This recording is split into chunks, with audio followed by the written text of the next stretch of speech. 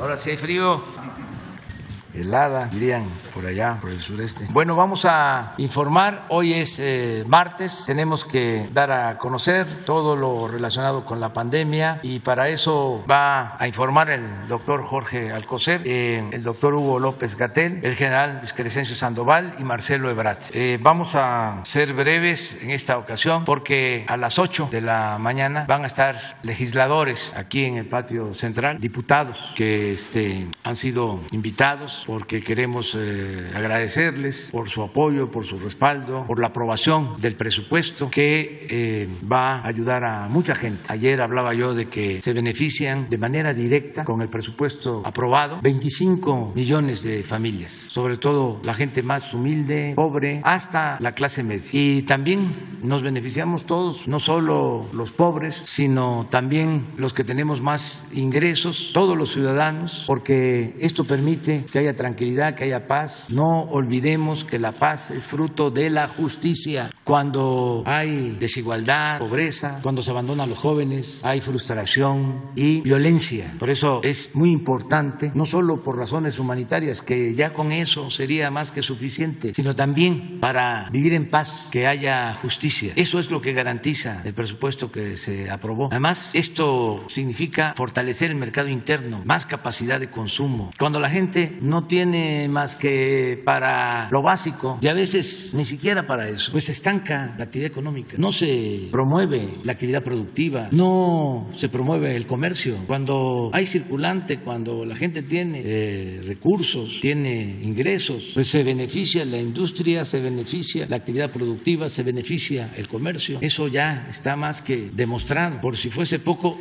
el presupuesto también contempla financiamiento para obras de infraestructura que son fundamentales, el terminar el aeropuerto de Santa Lucía, Felipe Ángeles, todas las obras del Istmo de Tehuantepec, la rehabilitación de las refinerías, la construcción de la nueva refinería, la compra de la refinería de Shell, que nos va a permitir tener gasolinas, no comprarlas, procesar nuestra materia prima, nuestro petróleo, garantizar que no nos falte el abasto y garantizar que no aumenten los precios de los combustibles. No es para presumir, pero en Estados Unidos en los últimos tiempos ha aumentado la gasolina 25% y en México no. Y lo mismo la luz. Y todo esto es por las obras que se están realizando. El presupuesto contempla el que se siga construyendo el Tren Maya y en su conjunto estamos hablando de alrededor de 300,000 empleos directos e indirectos. No se invertía con presupuesto para hacer obras desde hacía mucho tiempo.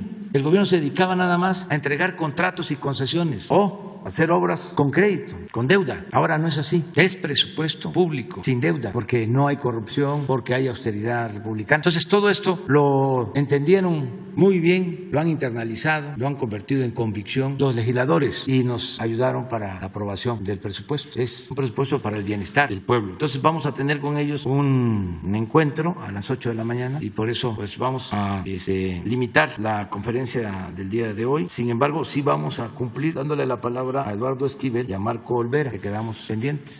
Estamos. Con su permiso, señor presidente, muy buenos días a todas y todos ustedes.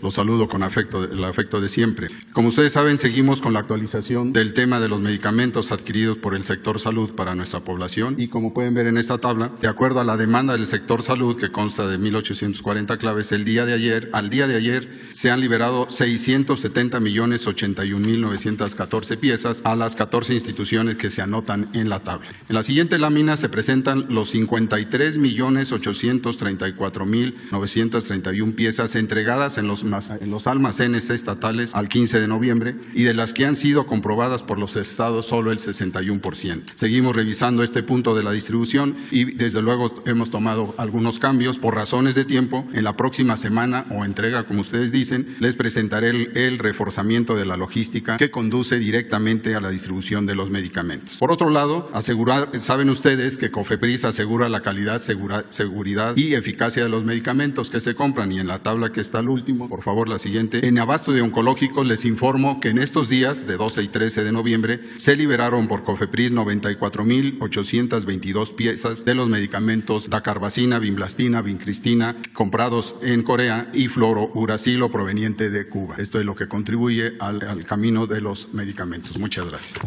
Presidente, muy buenos días, secretarios. Buenos días tengan todas y todos ustedes. Hoy queremos compartir el avance que tiene el programa de vacunación y en particular destacar la continuidad de este programa de vacunación contra COVID después de lo que presentamos en Campeche hace algunas semanas, en donde informamos el haber cumplido la vacunación de personas adultas con al menos una dosis. Vamos a retomar sobre eso y destacar qué es lo que sigue, cuáles son los siguientes pasos y cómo continúa el programa. Si me pasan la primero vamos a dar una actualización. Hoy que estamos en la semana 46 del año, vemos aquí cómo a la semana 44 abrimos con una reducción de 7% en la incidencia de COVID. Estos son ya 16 semanas continuas de reducción. Ciertamente la reducción de esta semana no es tan importante como la ha habido en las semanas precedentes. Y en la siguiente lo que vemos es que la hospitalización se mantiene en tendencia a la baja con casi 90% de reducción comparado con el punto máximo de ocupación hospitalaria que ocurrió al inicio de enero durante la segunda ola. Pasamos a la vacunación y tenemos que 129.8 millones de dosis de vacuna contra el COVID han sido aplicadas. Esto corresponde a 75.5 millones de personas que ya han sido vacunadas. 84% de ellas tienen el esquema completo, 16 son esquemas de reciente aplicación y continuamos hasta completar la segunda dosis en todas las personas adultas. 84% es la cobertura general en todo el país. Hay 6 entidades federativas, como se puede ver en la gráfica, que tienen coberturas todavía por debajo de 80% y son en las que estamos haciendo el mayor énfasis de alcance de cobertura. Lo explicaré en medio minuto. En total hemos recibido casi 165 millones de dosis y eso nos permite ampliar el programa en las direcciones que a continuación mencionaré.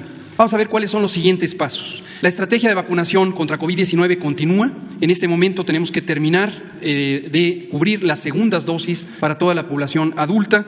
Esto particularmente hay 15 estados, 372 municipios en donde estamos teniendo el alcance de cobertura en las dificultades que implica población dispersa. Destacamos esto, el compromiso ha sido desde el inicio no dejar a nadie atrás, a nadie a un lado, y las poblaciones dispersas es muy complejo llegar a ellas. Hay caseríos, hay comunidades que tienen menos de 1,000 habitantes, están muy dispersas territorialmente, pero estamos llegando a cada rincón del país. Lo segundo, expandir la cobertura en estas zonas rurales. Ha habido personas que de inicio no se quisieron vacunar o de inicio no pudieron desplazarse, por ejemplo, a las cabeceras municipales. Por eso ahora, a partir de brigadas móviles, de convocar en los puntos de atención del bienestar social, vamos a estar vacunando y ofreciendo la vacuna a todas, absolutamente todas las personas. Un tercer elemento son las embarazadas. Destacamos la importancia de la vacunación en embarazadas. En mujeres embarazadas el riesgo de COVID grave es mayor que en mujeres no embarazadas, lo mismo con la influenza. Entonces volvemos a invitar a las mujeres embarazadas a que se vacunen, a sus médicas y médicos que les atienden del embarazo,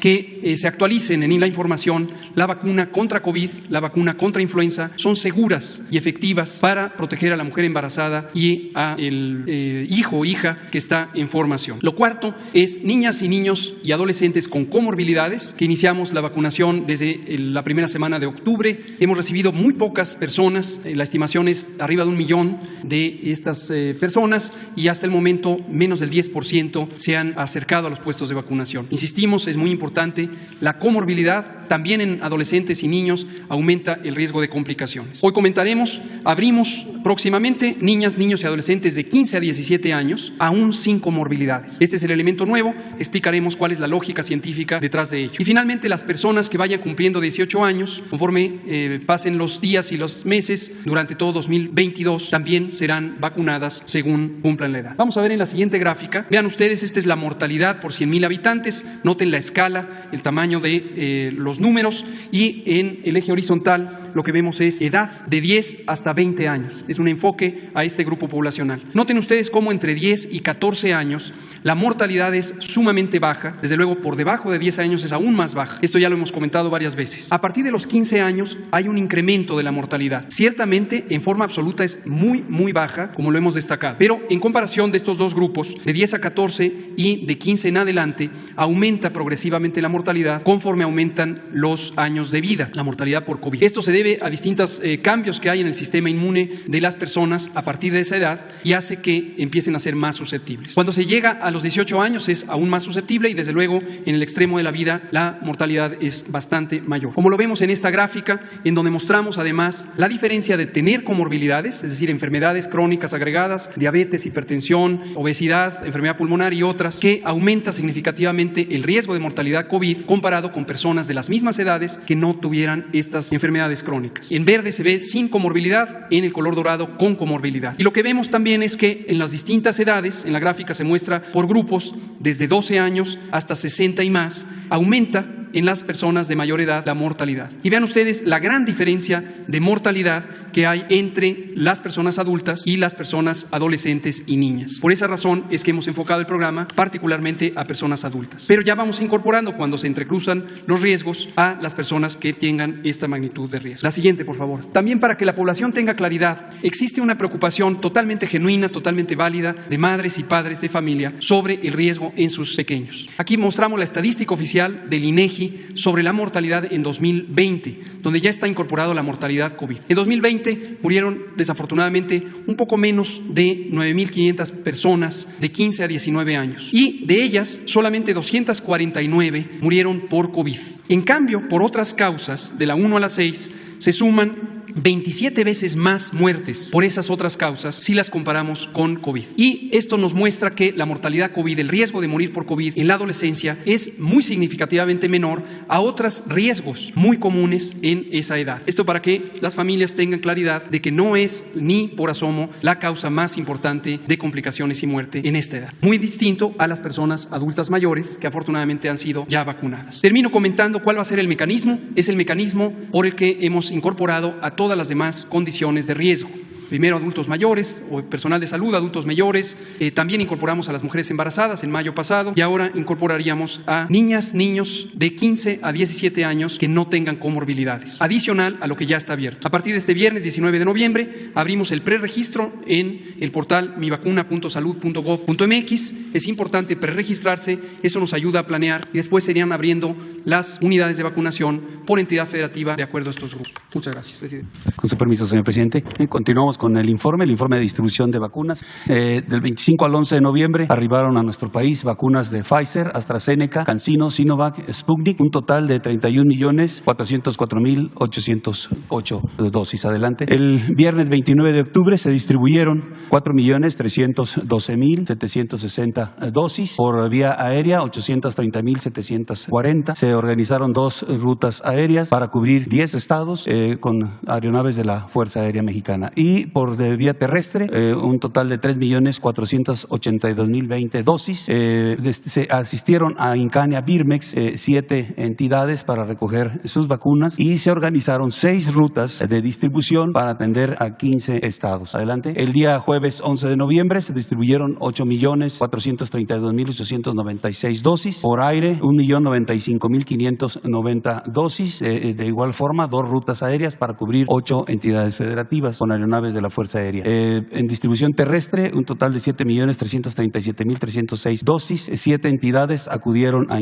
Birmes a recoger sus vacunas y a 16 entidades se atendieron a través de 6 rutas organizadas con la seguridad de CEMAR, del Ejército y de Guardia Nacional. Adelante, en resumen, viernes y jueves se realizaron el transporte vía aérea de 1.926.330 dosis. Por vía terrestre, 10.819.326 y el total distribuido 12.745.656 dosis, cubriendo las 32 entidades federativas con 85 escoltas de seguridad, el mismo número de movimientos terrestres, con 22 movimientos aéreos efectuados, con 25 horas de vuelo. El total general, 2.566 hombres empleados para esta actividad, 255 vehículos y 4 aeronaves. Es todo, señor presidente.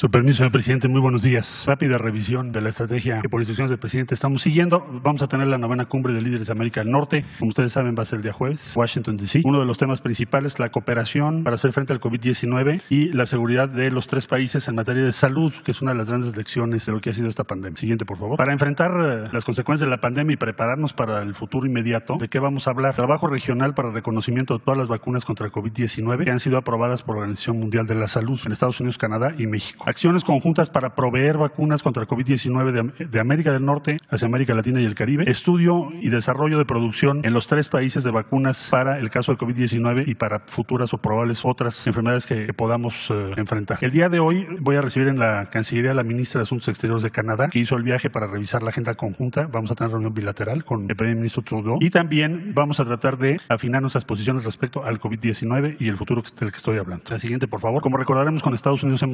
tuvimos y estamos muy agradecidos por el respaldo para ventiladores y para vacunas, sean donaciones o préstamos o adelantos de vacunas. Y señalar que el día 8 de noviembre, como ya sabemos, se reabrió la frontera a partir de un planteamiento que hizo el presidente López Obrador. Tuvimos un incremento en el flujo de actividades no esenciales, o sea, todas las actividades turísticas, etcétera. Empezamos en 12, luego 20%, 25% y ahora esperamos llegar al 60% para este fin de semana. Sigue, por favor. Por último, en diciembre del año pasado empezamos a recibir vacunas de Pfizer, como ustedes recordarán, y vamos a llegar aproximadamente a 185 a un año de distancia, 185 millones de dosis sean producidas en México o enviadas, importadas a México. ¿Sería cuánto, señor presidente? Vamos con Eduardo. Buenos días, señor presidente. Buenos días, miembros del gabinete. Eduardo Esquivel Ancona, SDP Noticias. Señor presidente, yo le quisiera preguntar, ¿cuántas carboeléctricas o termoeléctricas a base de combustóleo tiene planeado la Comisión Federal de Electricidad para el siguiente año?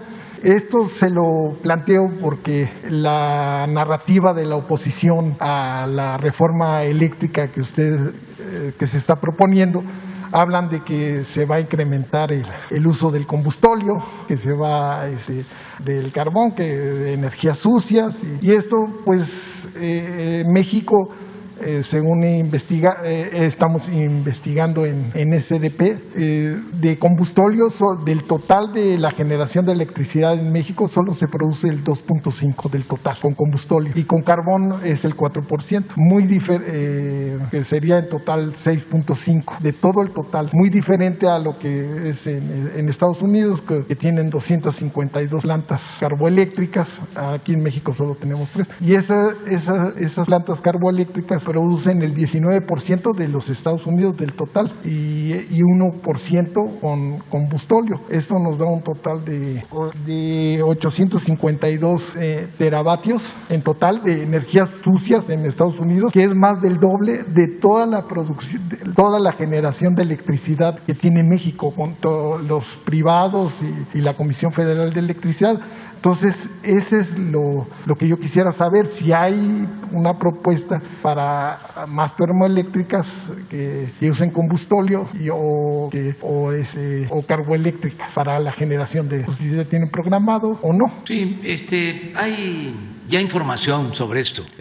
Por eso se va a iniciar una campaña en todo el país sobre el porqué de la reforma eléctrica, que la gente sepa. Cuando impusieron la llamada reforma energética en el gobierno anterior, la gente no se enteró, no supo de qué se trataba. Lo tengo muy presente porque nosotros estábamos muy preocupados y ocupados para que no se aprobara esa reforma energética, que no se privatizara el petróleo y la industria eléctrica. Llevamos a cabo en 2 meses, recuerdo, como 10 concentraciones, 10 meetings. Creo que estuvimos en 2 meses 5 veces en el Zócalo y no nos los permitían, y también estuvimos en la Avenida Juárez y llenábamos el Zócalo, pero necesitábamos más. No faltó pueblo para detener esas reformas, porque la gente no estaba informada, y como los neoliberales tenían el control absoluto de los medios, pues no se informó al pueblo. Al contrario, se le decía a la gente de que iba a llegar la inversión extranjera a raudales con la reforma energética, que iba a aumentar la producción petrolera, que iba a bajar el precio de las gasolinas, de la luz, toda una campaña en medios, un bombardeo.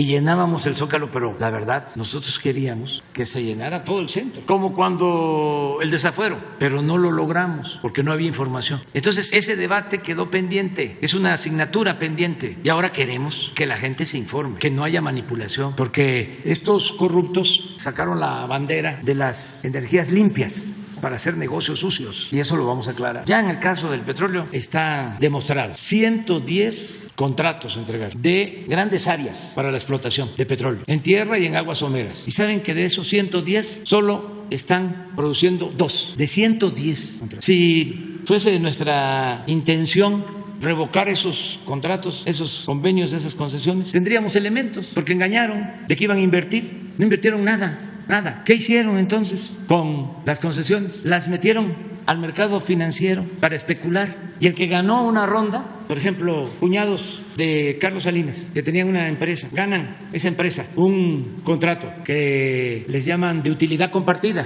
¿Ustedes creen que se está explotando esa área, ese gran campo petrolero? No, vendieron acciones a un fondo de inversión. ¿Cuánto se ganaron con eso? Pura especulación. Y así todos han vendido, o la mayoría, o especulan nada más. Decían que iban a extraer alrededor de 2 millones, íbamos a estar produciendo 3 millones de barriles diarios con la reforma energética. ¿Sabe cuánto aportan? 20,000 barriles diarios. Del total de producción, Pemex está extrayendo el 98% del crudo. Un engaño, una estafa, las llamadas rondas, o lo que significó la privatización del petróleo. ¿Por qué no cancelamos esos convenios? Porque no queremos dar elementos para que digan se está expropiando, no se están respetando los acuerdos, no se respeta el Estado de Derecho. No, ahí está, es como un testimonio a la corrupción. Lo mismo en el caso de la industria eléctrica. Creo que hay una gráfica de lo que él comentaba sobre cuánto se genera con carbón y con combustible en México con relación a otros países. Quien tiene la gráfica y a lo mejor nos está escuchando es Rocío Nale, y van a ver la diferencia. En efecto, nosotros nada más tenemos 6.5. la carbonífera de Coahuila. 2 en Coahuila y 1 en Guerrero. Sí, pero la de Guerrero es de combustible y es carbón. Pero las de carbón son las de Coahuila. Y está trabajando una planta solo. Está parada prácticamente todo el complejo. Nada que ver, como tú dices, con lo que producen con carbón de energía eléctrica en Estados Unidos, en Alemania, en cualquier otro país. Nosotros no tenemos ningún plan para construir plantas que produzcan energía ni con carbón ni con combustible. Es más, estamos ahora invirtiendo para procesar combustible y convertirlo en gasolinas. Para eso es la inversión de 60,000 millones de pesos en Tula para darle continuidad a una obra que habían dejado inconclusa, una coquizadora. Y esto va a significar menos contaminación, menos uso de combustible, y lo que estamos planteando, el plan que se tiene son 3 tipos de planta, un parque de energía solar en Puerto Peñasco, Sonora, la modernización hasta ahora, porque podemos ampliarlo, de 12 hidroeléctricas que se les van a cambiar turbinas y equipos, y esto va a significar generar más energía con la misma agua sin contaminar, y además es energía limpia y barata. En eso estamos invirtiendo. Y unas plantas termoeléctricas de gas. Ese es el plan que tenemos. De ciclo combinado, ¿no? De ciclo combinado, sobre todo para la península de Yucatán, una en Mérida y otra en Valladolid, para atender la demanda de la península. Y ahí están haciendo una nueva hidroeléctrica, ¿no? En la presa de Santa María, ¿no? Sí, porque nosotros tenemos 60 presas y no todas tienen turbinas para generar energía. Por ejemplo, ya está funcionando la presa Picacho en Sinaloa, está abasteciendo de agua a Mazatlán, que tiene agua ahora suficiente. Vamos a hacer también un acueducto para llevar agua a otros municipios de Sinaloa, a Concordia, porque esto suele pasar. Ahí está la presa en el municipio de Concordia y en el municipio no hay agua. Entonces nos comprometimos a hacer el acueducto. Esto me tocó verlo también en Chiapas, en Chicoacén, el poblado que está la presa de Chicoacén. Eso es Umacinta, y no tenía agua en aquel entonces, teniendo el vaso de la presa. Entonces, pero no tienen equipo para generación de energía. Y al instalar los equipos, las turbinas, con esa presa alumbramos Mazatlán, todo Mazatlán. Santa María sí, ya se está contemplando, no solo para riego, no solo para abastecer agua, controlar las avenidas, sino también para generar energía. Pero tenemos así, repito, 60 embalses que pueden ser utilizados. No hay daño ecológico porque es un proceso mecánico. Te deja caer el agua y la fuerza del agua mueve turbinas, se genera la energía y sale el agua como entró, limpia. A la salida del agua de las presas hay pescado, hay pájaros. La opción mejor es esa, incluso mejor que las de ciclo combinado, porque dependen de gas y ahora hay incremento en el precio del gas. Por eso hay problemas en varios países, en Estados Unidos, porque ha aumentado el precio del gas. Si nosotros tenemos esa infraestructura que se construyó a lo largo de muchos años, grandes presas están subutilizadas porque tienen turbinas de hace 40, 50 años. Cambiando nada más el equipo, modernizándolas, tenemos más energía limpia y barata. Ese debe de ser el rumbo a seguir.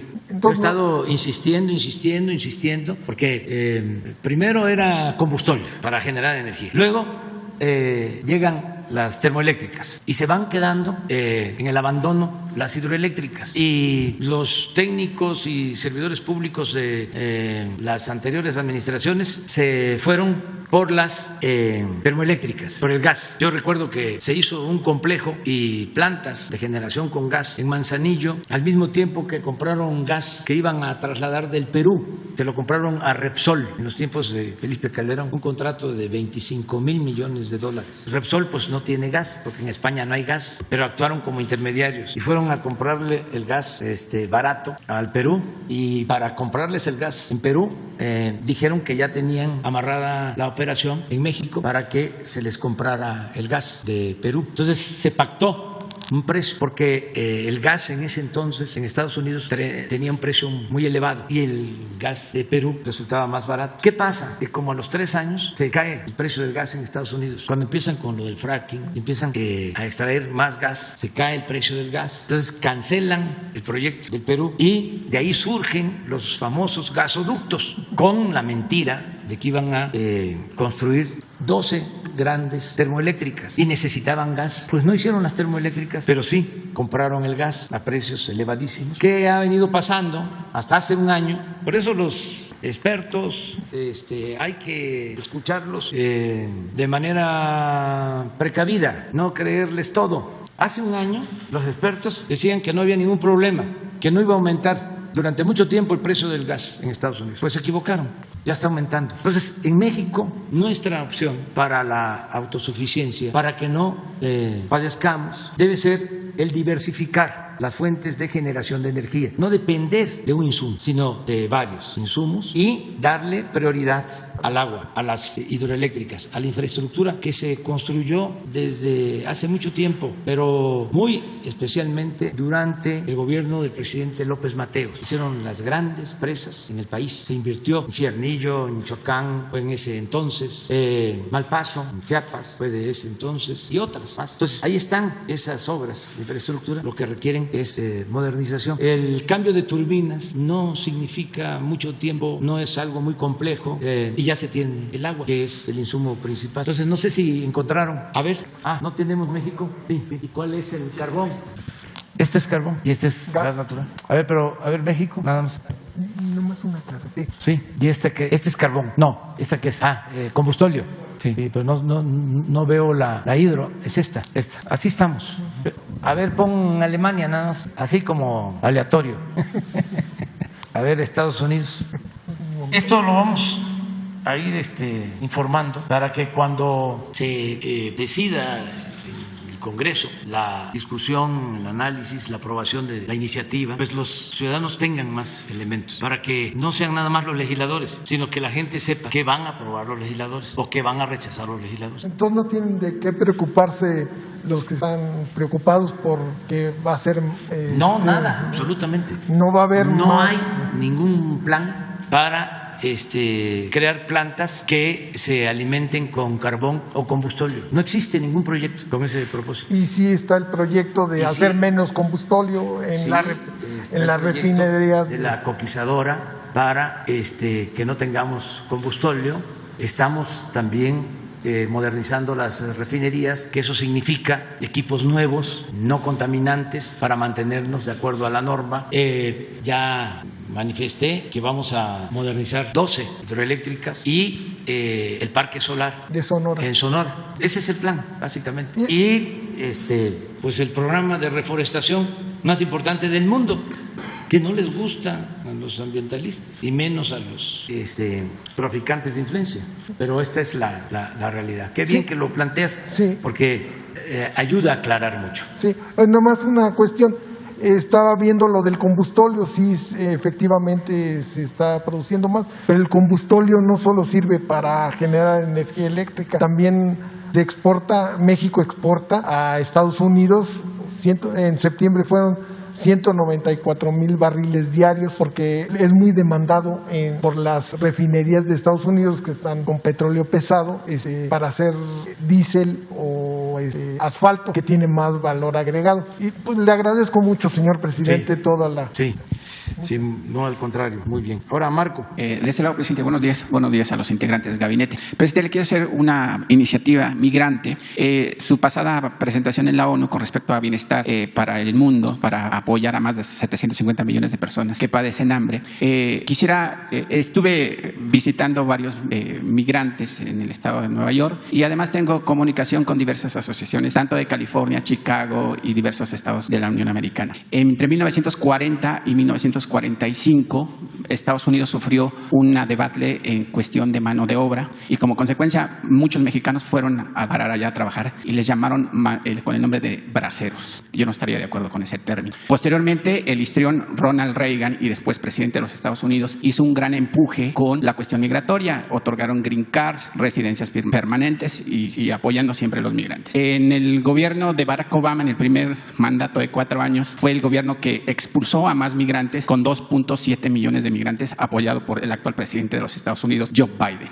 Muchos mexicanos están pugnando para que haya una reforma migratoria. Sin embargo, yo creo que no va a haber una reforma migratoria porque tendría que entrar en cabildeo, obviamente, el Congreso, tanto de republicanos como de demócratas. La iniciativa, presidente, es que estos líderes de migrantes que están en los Estados Unidos, he tenido conversaciones con ellos y le queremos hacer un planteamiento. Hay muchos mexicanos que ya los alcanzó la vida, los alcanzó los años, el trabajo. Muchos de ellos están pidiendo apoyos económicos en las calles. Es gente que trabajó 40, 30 años en los Estados Unidos y que ha servido a las donaciones porque allá pagan impuestos y además mandan remesas. El año pasado, durante una pandemia, se alcanzó un récord de 40.600 millones de dólares. Ahora están por alcanzar o rebasar 50.000 millones de dólares. La propuesta es de que su gobierno los apoyara para que pudieran regresar al país estos migrantes mexicanos, para que tengan por lo menos un buen morir o por lo menos alcancen los años de vida que les restan en sus aldeas, en sus pueblos. Pero que además, antes de que regresen al país, que los incluyera dentro del padrón de bienestar, para que tuvieran un apoyo como los que viven aquí en México, de los de 60 y más, porque lo van a necesitar. Muchos de ellos mandaron todos sus ahorros a México en apoyo a sus familias y en México no tienen nada, no son ni de aquí ni de allá. Entonces quisiera ver si apoyaría esa propuesta, presidente, cómo se trabajaría. Obviamente los cónsules y el embajador pues tendrían que entrar en un trabajo arduo para tener un padrón de estos migrantes que están allá y dirán que cómo los van a traer. Pues tenemos aviones de la Fuerza Aérea, de la Marina, que se pueden traer esos migrantes porque a veces no tienen ni siquiera tampoco para pagar el boleto en un viaje comercial. ¿Qué le dice a esos migrantes, presidente, que usted los llama héroes vivientes? Pues muchas veces aquí en la mañana. Pues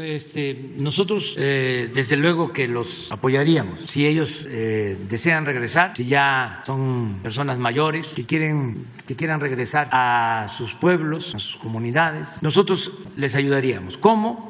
Pues otorgándoles créditos, más que nada apoyo para vivienda. Si ellos consiguen un terreno o un familiar, un hijo, hija de los que están acá, tienen un terreno o donde viven es un solar grande y pueden darles un espacio, nosotros les ayudamos para que construyan su casa. Y también se les incluye en el programa de la pensión. Que además no serían millones, presidente, porque la pensión que se le otorga a las personas mayores de 60 y más fluctúa. El año pasado, desgraciadamente, muchos perdieron la batalla contra el COVID, se redujo algunas personas inscritas en el padrón, otros ingresaron porque ya cumplieron con la edad, porque les beneficia para ese programa. Entonces, yo creo que el dinero de las arcas públicas del país sí alcanza, presidente, y yo soy partidario de que mejor se le entregue a la gente pobre que a las ratas de cuello blanco. Sí, eso se podría hacer y nos podemos comprometer a eso. La vivienda vivienda, su crédito de vivienda, que aunque parezca contradictorio, no es crédito, es un apoyo. Se da una cantidad determinada para mejoramiento, para ampliación y también para construcción de vivienda. Tenemos un programa para gente humilde, para gente pobre, que se ha ayudado a miles, millones de personas ya en vivienda. Entonces, eso se puede. Si tienen una parcelita y todavía hay fuerzas, que además saben del campo y les gusta, porque eso es vida, bien, pueden participar en el programa Sembrando Vida. Si un familiar les da 1 hectárea, 2 hectáreas, ya se inscriben y reciben su jornal mensual para sembrar. Y lo tercero es la pensión, que va a ir aumentando, Sí. Y ya para el 24, pues ya va a alcanzar para la comida. Se va a tener garantizada la comida del adulto mayor, que eso me llena de satisfacción. Por eso tomamos la decisión de ir incrementando para que en el 24 se garantice mínimo la alimentación. Si es una pareja de adultos mayores, pues van a tener garantizada su comida. Pero ¿cómo le haríamos con los migrantes que están en Estados Unidos? ¿Cuál es el compromiso de usted para empadronarlos o qué instituciones por ejemplo, estarían comprometidas? Que quienes están ayudando allá se pongan de acuerdo en los consulados y que le voy a pedir al secretario de Bienestar que nos presente un plan. Correcto, sí. Para que se dé a conocer aquí, y si allá se inscriben, de que quieren regresar, de que están en condiciones, los traemos, como tú lo dices, con los aviones de la Fuerza Aérea. La Fuerza Aérea. Se vienen a sus pueblos, con su gente, con su familia. Pero hay otra cosa que quiero también plantear, que lo hago aquí porque no lo puedo tratar tan abiertamente en Estados Unidos, por respeto a la soberanía de ese país. Yo creo que ningún presidente ha hecho un compromiso más profundo en beneficio de los migrantes que el presidente Biden. Él se comprometió 10 millones. a 11 millones, a regularizar la situación de 11 millones de migrantes. Nosotros vemos muy bien esa decisión y estamos conscientes, como tú lo acabas de plantear, que no depende solo del presidente. Solo opina. Depende del Congreso, depende de que esta iniciativa sea apoyada, respaldada por el Congreso, por legisladores del Partido Republicano y del Partido Demócrata. Si el presidente Biden presenta la iniciativa para la regularización de los 11 millones de migrantes, nosotros vamos a estar atentos, pendientes, dándole seguimiento, tomando nota de la postura que asuman los legisladores de un partido y de otro. Ojalá y haya unidad. Pero si legisladores de un partido bloquean esta iniciativa, nosotros lo vamos a señalar en su momento, de manera respetuosa. Lo vamos a dar a conocer desde aquí, de que un partido, sus legisladores, no ayudaron a algo que es justo, humanitario, porque hay millones de mexicanos que viven, trabajan desde hace años en Estados Unidos, que han aportado mucho al desarrollo, al engrandecimiento de esa nación. Entonces merecen ser tratados con justicia. No deben de olvidar los legisladores de Estados Unidos y deben de tenerlo muy presente nuestros hermanos migrantes, de que hay 38 millones de mexicanos en Estados Unidos. Nada más para que tengan una idea, la segunda comunidad hispana más numerosa es la de Puerto Rico, y son 5 millones. Y la tercera, todo también nuestro respeto, es la comunidad cubana, 4 millones para 38. Abismo. Y resulta que, siendo valer sus derechos, su libertad, los hermanos cubanos que viven en Estados Unidos tienen mucha influencia política. Estoy hablando de ciudadanos cubanos-estadounidenses. Pues así hay millones de ciudadanos estadounidenses mexicanos que deben estar atentos y tener 2 objetivos, solo 2: defender a los mexicanos y defender a México, actuando con respeto a las leyes de Estados Unidos, del país que les da albergue, que les da la oportunidad de salir adelante, y al país que también ayudan, contribuyen con su trabajo. Entonces, lo del asunto migratorio va a contar con nuestro apoyo, la iniciativa del presidente Biden, y no es que en el Congreso no la aprobaron los legisladores de un partido. No va a quedar así, cuando menos lo vamos a decir aquí en la mañanera, ¿no? Claro. Presidente, si me permite rapidísimo, 2 preguntas para sus funcionarios, secretario de Relaciones Exteriores y Hugo López-Gatell. Secretario Marcelo, en la reciente visita del presidente, 2.500 personas salieron a las calles enfrente del edificio de la ONU para apoyar al presidente. Ayer dijo que pues la ultraderecha y los conservadores les faltaron asesores porque decían que les habían pagado $100 por ir a apoyar al presidente, pero también le faltó agregar, presidente, que los 8 o 7 personas integrantes de Frena fueron los que agredieron verbalmente a los compañeros que apoyaron su presencia en la ONU. Y nuevamente pues Televisa, TV Azteca, Univisión, Telemundo pues no lo publicaron, no dijeron nada. Pero yo quisiera saber, canciller, además de los 47 países que ya se sumaron para la propuesta del presidente, ¿cuántos países más se han agregado? Y si usted ha entrado en un cabildeo con el resto del mundo para que esta iniciativa tenga un mayor eco a nivel mundial. Sí, con mucho gusto. Bueno, el discurso del presidente López Obrador motivó ese día un muy largo debate, es decir, el número de países que se inscribieron fue el que acabas de mencionar ese mismo día, en cuanto conocieron el planteamiento, más allá de los que son miembros permanentes o no permanentes del Consejo de Seguridad. En síntesis, la instrucción que nos dio el presidente es presentar en la semana que inicia el día 22 de noviembre, o sea, la próxima semana, presentar ya el documento conceptual con los detalles correspondientes a todos los países representados en Naciones Unidas. En este momento tenemos interés ya de más de 100 países de participar o de formar parte o de aportar a este plan. Lo más relevante, la relevancia de hacer un planteamiento de esa naturaleza en el Consejo de Seguridad, cuando se lleva muchos años asumiéndose que la situación que el presidente planteó, así es, esa es la situación habitual, la normal, no se debería de discutir, ya lo sabemos. Entonces, un llamado ético de ese calado, de esa profundidad, por supuesto que generó un gran interés en muchos países, y vamos a presentar ese plan, y desde luego aquí estaremos informando a los países que vayan a participar o que decidan participar en respaldo a la iniciativa del presidente. Gracias. Y al doctor Hugo López Gatell, viene en Europa, algunos países, algunos medios de comunicación ya están divulgando que Europa vive una cuarta ola de COVID-19. En México, muchos medios de comunicación ya están, digamos, como buitres, porque pareciera que les fascina de que a México le vaya mal y que muchas personas pierdan la batalla contra el COVID. Está también, por supuesto, el tema de la influenza. No sé si en México estamos preparados, si llega esa ola, con el tema de la vacunación, que obviamente ayuda mucho. Gracias, Marco, por la pregunta.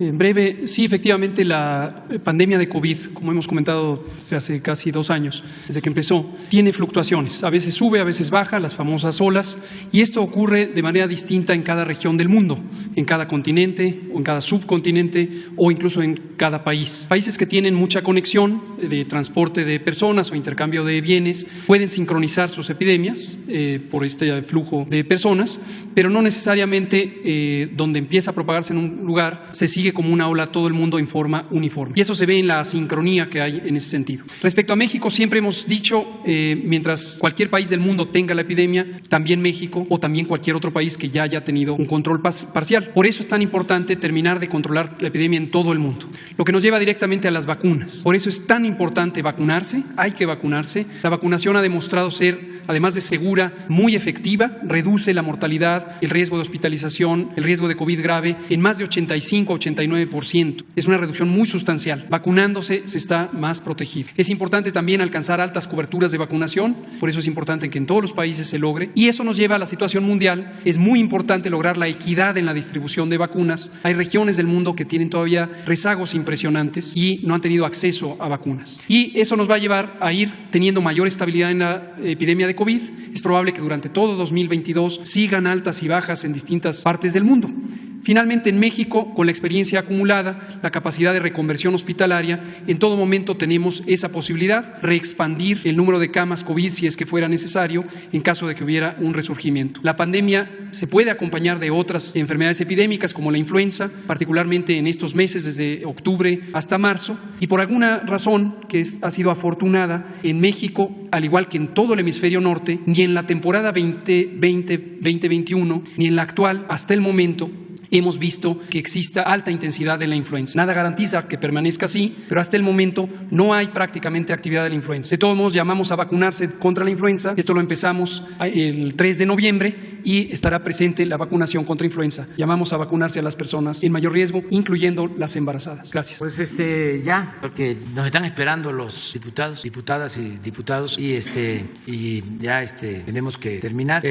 Informarles de que mañana la reunión de seguridad y la conferencia la vamos a dar en Cancún, en Quintana Roo. Vamos a llevar a cabo allá la reunión de seguridad y también la conferencia. El jueves pues no vamos a tener, ni el viernes, porque salimos a Estados Unidos. Están invitadas al desfile militar el 20 de noviembre, el sábado. Va a ser un gran desfile para recordar la revolución, como se hizo la revolución, a caballo y en ferrocarril. Y van a escenificarse a caballo las fuerzas revolucionarias, los zapatistas, los villistas, los carrancistas. Nos va a recordar mucho lo que fue ese gran movimiento transformador que permitió el que se llevara en México un gobierno, se inaugurara la etapa de gobiernos con el propósito de hacer justicia social, porque eso no existía en el porfiriato. No se hablaba de justicia social, no existía eso. Entonces, la justicia social empieza